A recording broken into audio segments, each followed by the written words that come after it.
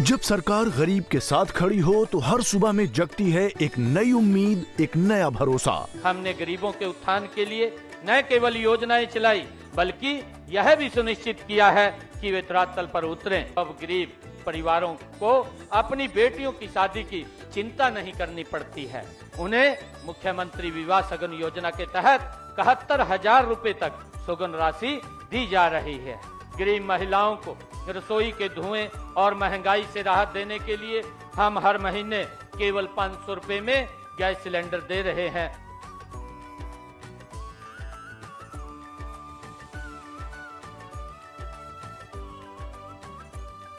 मुख्यमंत्री ग्रामीण आवास योजना से अब हर गरीब के सिर पर छत है और मुफ्त प्लॉट से मिला है जीने का सम्मान। मुझे मुख्यमंत्री आवास योजना से घर और स्वच्छ भारत मिशन ग्रामीण से शौचालय का लाभ मिला है। पीएम सूर्य घर मुफ्त बिजली योजना से खेतों और घरों में मुफ्त बिजली पहुंच रही है। अब किसान भी आत्मनिर्भर और बच्चे भी रोशन भविष्य की ओर। जब गरीब को इलाज का बोझ न उठाना पड़े और बुजुर्गों को मिले 5 लाख रुपए तक का मुफ्त उपचार, तभी तो हर चेहरे पर लौटती है मुस्कान।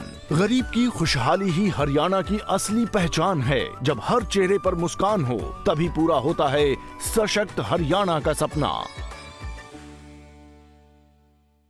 सप्लाई चेन में जो बाधाएं आई हैं, उससे हम कैसे पार पाएं, इसके लिए भी निरंतर प्रयास चल रहे हैं।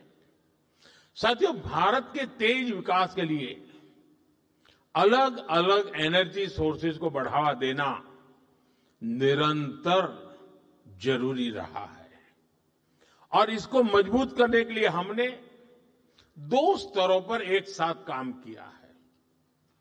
पहला, देश में एनर्जी एक्सेस बढ़े, हमने इंफ्रास्ट्रक्चर तैयार किया। और दूसरा, एनर्जी के लिए हमें सिर्फ विदेशों पर निर्भर ना रहना पड़े, इसके लिए एनर्जी सेक्टर में आत्मनिर्भरता पर बल दिया। अब मैं आपको गैस सेक्टर के ही कुछ आंकड़े देता हूं। साल 2014 तक देश में सिर्फ 14 करोड़ एलपीजी कनेक्शन थे, यानी देश के करीब करीब आधे परिवारों के पास ही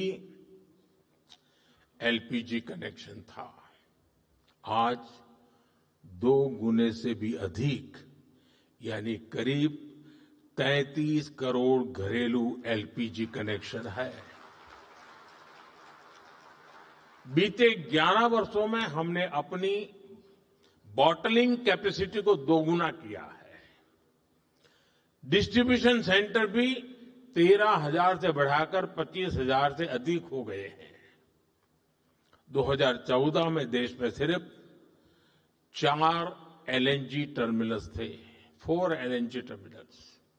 आज इनकी संख्या भी बढ़कर 2 गुनी हो गई है। गैस पाइपलाइन जो करीब 3,500 किलोमीटर होती थी, उसको 10,000 किलोमीटर तक विस्तार किया है, क्योंकि करीब 60% एलपीजी विदेशों से आती है। इसलिए देश के बड़े बड़े पोर्ट्स, वहां पर इंपोर्ट टर्मिनल कैपेसिटी भी बहुत बढ़ाई गई है। साथियों, साल 2014 से पहले तक देश में सिर्फ 25-26 लाख घरों में ही पाइप से सस्ती गैस यानी पीएनजी की सुविधा थी। आज ये संख्या भी 1.25 करोड़ से अधिक पहुंच गई है। 2014 में देश में सीएनजी पर चलने वाली गाड़ियां भी 10 लाख से ज्यादा नहीं थी। आज ये संख्या 70 लाख से अधिक है और ये तभी संभव हो पा रहा है क्योंकि बीते दशक में देश के 600 से अधिक जिलों में सिटी गैस डिस्ट्रीब्यूशन नेटवर्क स्थापित किए गए हैं। साथियों, इस वैश्विक संकट ने एक बार फिर दिखाया है कि किसी भी देश का आत्मनिर्भर होना इतना अधिक जरूरी क्यों है। इसलिए ही बीते वर्षों में हमने भारत को एनर्जी सेक्टर में आत्मनिर्भर बनाने के लिए होलिस्टिक तरीके से काम किया है। साथियों, पेट्रोलियम पर निर्भरता को कम करने के लिए हमने इथेनॉल पर, बायोफ्यूल पर बल दिया।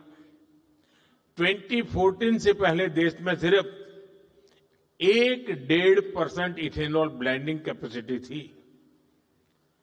आज हम पेट्रोल में 20% इथेनॉल ब्लेंडिंग के करीब पहुंच रहे हैं। अगर ये काम न किया होता तो हमें बीते 11 वर्षों में करीब 18 करोड़ बैरल अतिरिक्त तेल विदेशों से खरीदना पड़ता।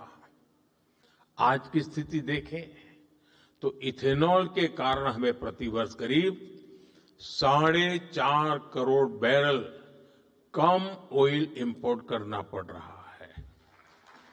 यानी करीब 1.5 लाख करोड़ रुपए की बचत तो देश को सिर्फ इसी से हुई है। साथियों, भारत में पेट्रोलियम का बहुत बड़ा कंज्यूमर हमारी रेलवे भी है। हमारे देश में रेलवे लाइनों के इलेक्ट्रिफिकेशन का काम 60 साल पहले शुरू हुआ था।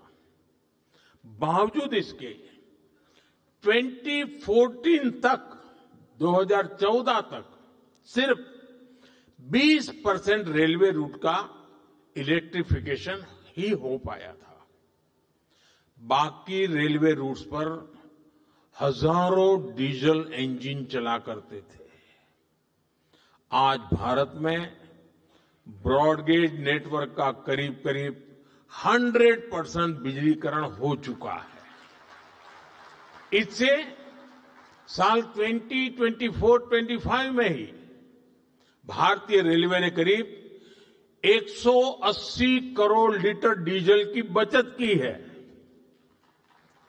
अगर इलेक्ट्रिफिकेशन न हुआ होता तो हर वर्ष इतना डीजल बनाने के लिए एक्स्ट्रा क्रूड ऑयल इंपोर्ट करना पड़ता।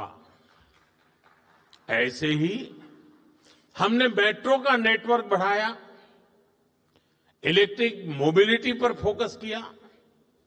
एक और बहुत बड़ा काम हमने रिन्यूएबल एनर्जी को लेकर किया है।